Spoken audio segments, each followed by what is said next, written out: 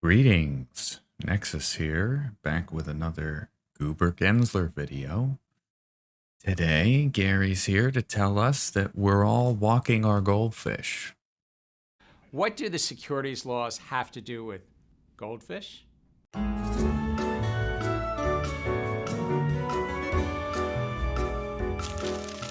Many places around the country, we're required to use a leash when you walk your dog.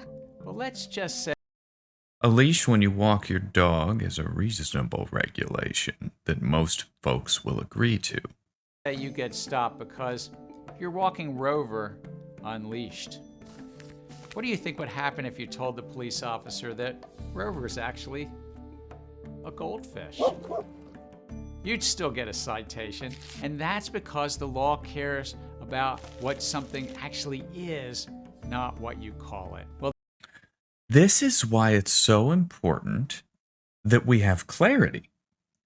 Because if you don't call a smart contract an investment contract, it may not be one or function as one. So describing a smart contract universally as an investment contract does the smart contract a disservice.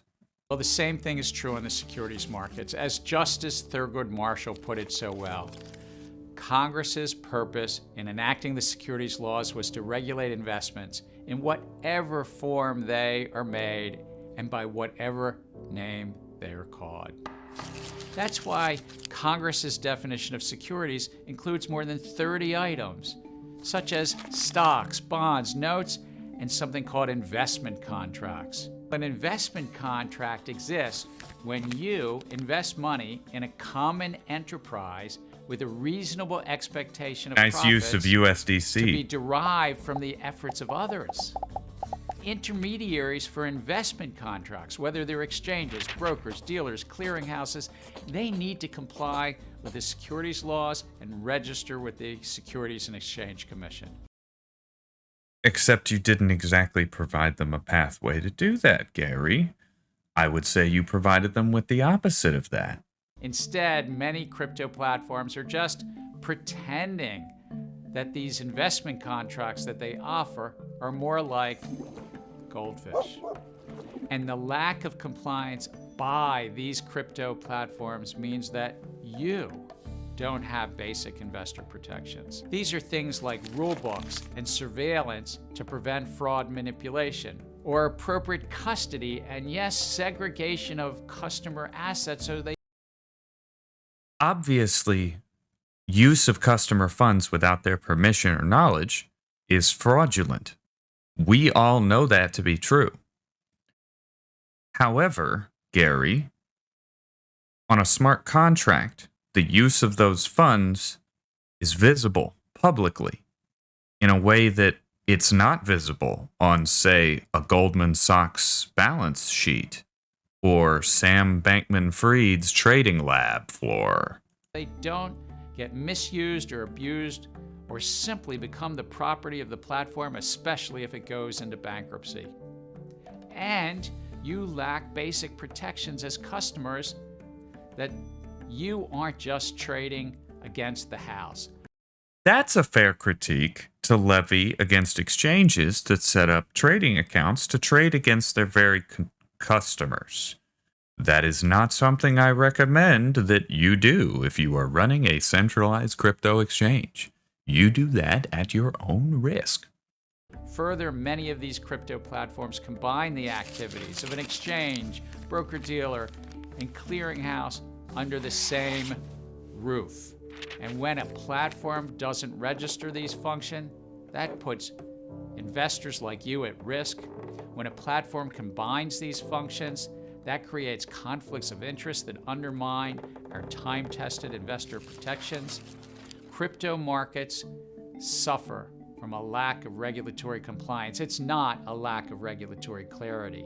As we alleged in a recent action, one crypto platform executive knew the law so well that he actually advised issuers to scrub specific language from their web pages in an effort to pretend that their tokens weren't investment contracts. You could say, in other words, they tried to say that their dogs were goldfish. I would say they simply tried to represent their projects as something other than a dog. When the law applies to dogs, but not all animals, then perhaps you might be forced to consider that you aren't dealing with either a dog or a goldfish, but a completely alien entity that the law has not governed its behavior in public for. Now, we can continue operating like we're 20th century cavemen, or you can admit that computers are changing the game. I will have to leave that up to the viewer to make that determination. It doesn't matter if you call yourself onshore or offshore. If you make securities available to American investors, you must comply with American laws. The law is clear.